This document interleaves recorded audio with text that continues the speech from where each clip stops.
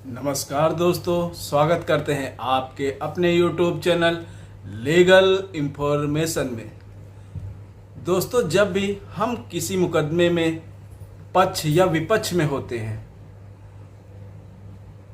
तो कोर्ट के द्वारा हमें बराबर मौका दिया जाता है अपना पक्ष रखने का। अपने पक्ष में यदि कोई गवाह है तो उसे पेश करने का, और कोई हमारा विपक्षी यदि गवाह पेश करता है तो उसकी क्रॉस एग्जामिनेशन करने का, जिरह करने का। पर दोस्तों, जब बात मेंटेनेंस की होती है तो यहाँ पर कोर्ट का रवैया ही चेंज हो जाता है। जब पति के ऊपर चाहे अंतरिम मेंटेनेंस हो या फिर मेन मेंटेनेंस हो, कोर्ट के द्वारा मेंटेनेंस बांध दिया जाता है तो कोर्ट उसे फोर्स करने लगती है पति को कि आप मेंटेनेंस जमा करें, चाहे जैसे भी। यहाँ तक कि कभी कभी तो कोर्ट पति को अपना पक्ष भी नहीं रखने देती और एक तरफा फैसला सुना देती है। तो दोस्तों, आज हम एक ऐसे ही जजमेंट पर बात करेंगे जहां पर फैमिली कोर्ट के द्वारा पति की बिल्कुल अनदेखी की गई और उसकी बातों को पूरी तरह इग्नोर किया गया और कोर्ट में उसे अपने पक्ष रखने का मौका ही नहीं दिया गया और एक तरफा फैसला सुना दिया गया। तो दोस्तों, बहुत ही महत्वपूर्ण जजमेंट है। बने रहिए लास्ट तक, देखते हैं क्या था पूरा मामला और किस प्रकार माननीय हाई कोर्ट के द्वारा फैमिली कोर्ट के आर्डर को निरस्त किया गया और डांट फटकार लगाई गई। तो चलिए वीडियो को शुरू करते हैं। दोस्तों, यहां पर एक कपल के द्वारा शादी की जाती है।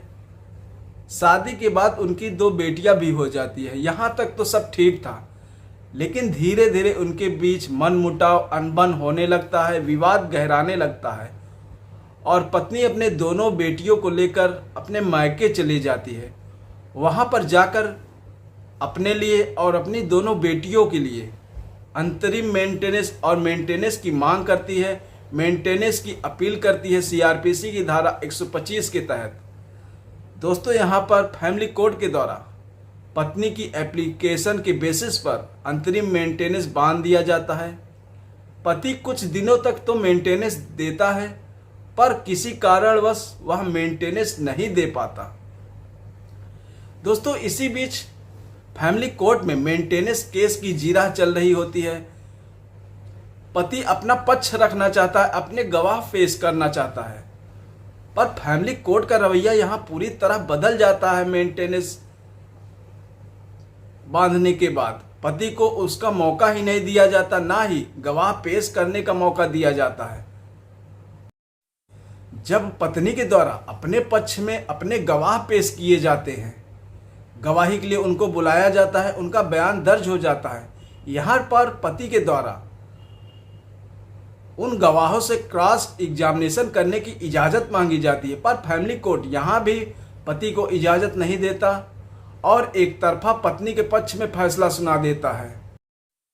दोस्तों, यहाँ पर पति के द्वारा फैमिली कोर्ट के इस आर्डर, इस आदेश के खिलाफ हाई कोर्ट में अपील की जाती है। हाई कोर्ट के सामने पति का यह कहना था कि फैमिली कोर्ट मेरी किसी बात को नहीं मान रहा है, ना ही मुझे कोर्ट में अपने पक्ष में गवाह पेश करने की इजाज़त दी जा रही है, ना दे रहा है, और ना ही क्रॉस एग्जामिनेशन करने की इजाज़त दी जा रही है और पूरी तरह एक तरफा फैसला मेरे खिलाफ सुना दिया गया।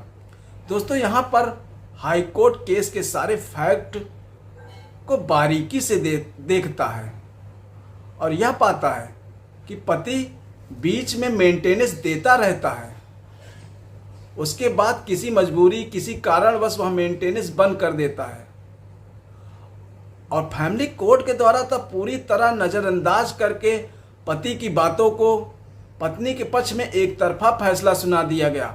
उसको अपना पक्ष रखने की इजाज़त ही नहीं दी गई, यहाँ तक कि उसे मेंटेनेंस जमा करने की उचित मोहलत तक नहीं दी गई और केवल पत्नी की कंप्लेन के बेसिस पर एक तरफा फैसला सुना दिया गया, जो कि सरासर गलत है।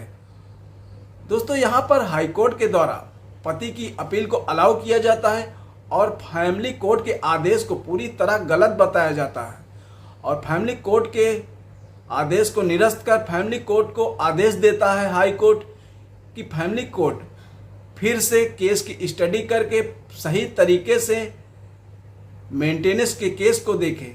यहाँ पर फैमिली कोर्ट के द्वारा पति के मौलिक अधिकारों का हनन किया गया है, उसकी बातों को जरा भी सुना नहीं गया है, उसे भी अपना पक्ष रखने का मौका दिया जाए और जिरह करने का मौका दिया जाए, साथ ही मेंटेनेंस जमा करने की उचित मोहलत दी जाए। तब जाके अगर मेंटेनेंस नहीं जमा करता पति तब उसके खिलाफ फैसला सुनाया जाए।